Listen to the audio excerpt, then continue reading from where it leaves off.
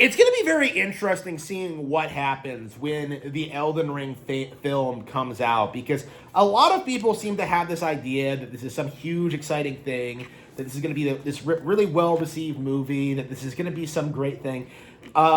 It'll be very interesting to see like what actually happens in reality, because I think in reality, Elden Ring is going to have that problem where general audiences will have no idea what it is. They'll go to see it and it'll just be some like generic fantasy movie. Okay, like it will not really excel in the film format, because the characters fundamentally aren't interesting. The world isn't unique or creative. Like, people will just see it and just go like, what the hell is this? It's just like Berserk.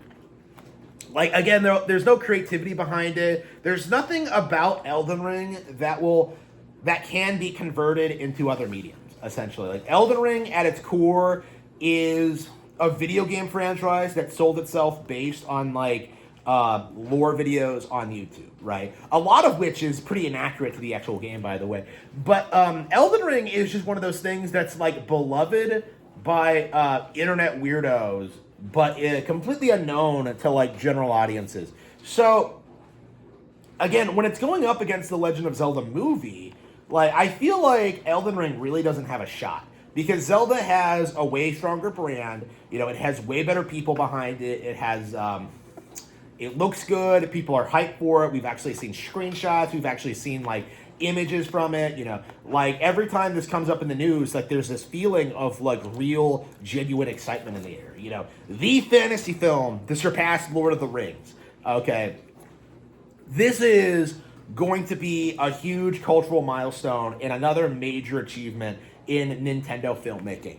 And Elden Ring, I feel like, was put into production just to continue this farce that, like, secretly Elden Ring is a way bigger brand than Zelda, that secretly Elden Ring is this like hugely successful, influential thing, and it's really, really not. People do this thing where they act as if sales numbers are the end-all, be-all when it comes to games. But, The Witcher 3 sold, like, 50 million units? Like, what's the reality behind that? The majority of that was on sale, and they haven't put out anything since, right? That's, like, the reality of it.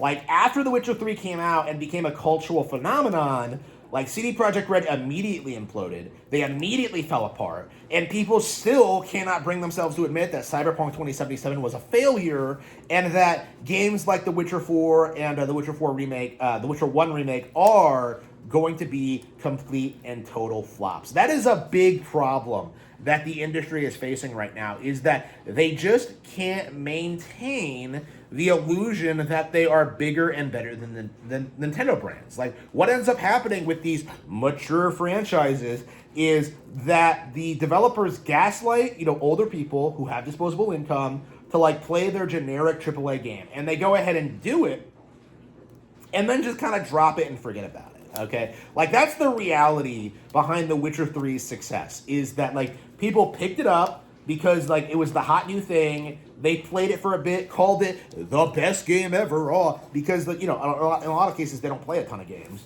and then just kind of never really like process what the actual competition was, or like what was actually coming out at the same time, or how this measures up with the far superior Legend of Zelda Breath of the Wild.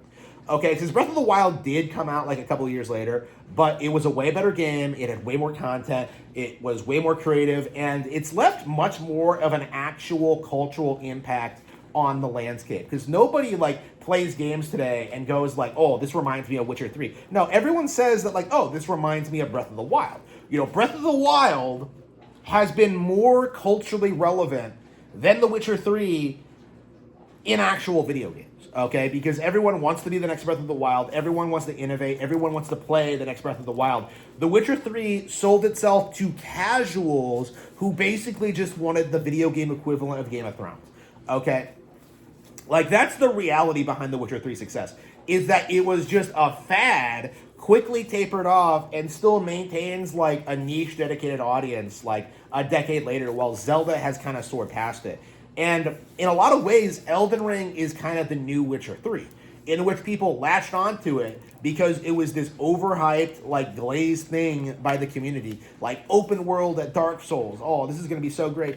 And it wasn't that great. It wasn't that interesting. It wasn't that good of a setting. It wasn't well written. It wasn't fun to play. The game is just not as good as Zelda. But the overwhelming narrative from the community is that right now is that Elden Ring is the game of the decade.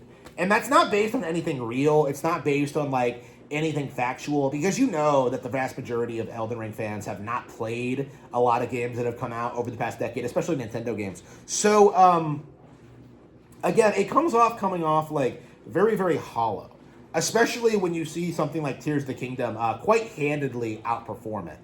Like, it just comes off as just like a giant cope whenever you see people like try and say Elden Ring is like this huge like cultural phenomenon. It wasn't. And I think the failure of the DLC kind of emphasizes that fact, is that like this game doesn't have actual players. It has people who wanted to be part of like the next big thing, essentially. So when you take that into consideration, like how many of these people are still going to be around when the movie drops, in the next couple of years? I feel like the movie is going to come out. There's going to be a big push to go see it online, and there's going to be this huge kind of divide between fans and general audiences. Because general audiences aren't going to want to see it. They're not going to care. It's not going to be badass or cool. It's going to be a confusing mess. And then meanwhile, like actual lore hunters and videos, like they're going to be seeing this movie and they're just going to be confused about all the creative decisions. They're not going to accept the changes. They're not going to be able to accept like the way they handle it. Like Elden Ring is, it's going to be very interesting because like I think no matter what happens, like everyone's going to be very, very disappointed by this project.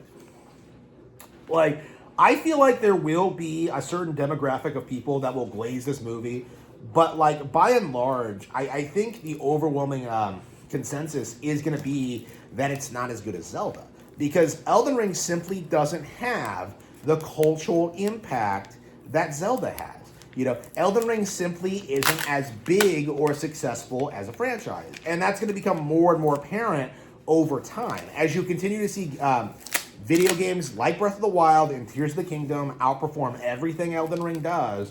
Even in manga sales, like who do you know who cares about the Elden Ring manga?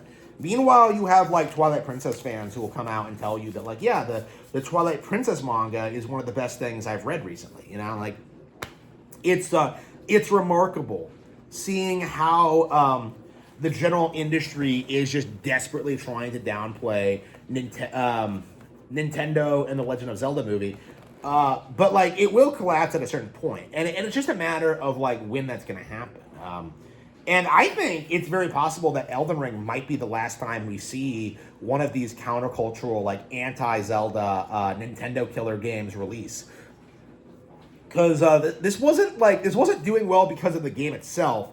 It was doing well because of Dark Souls' legacy and the hype around FromSoft. And if you don't have that, the game simply has no momentum whatsoever.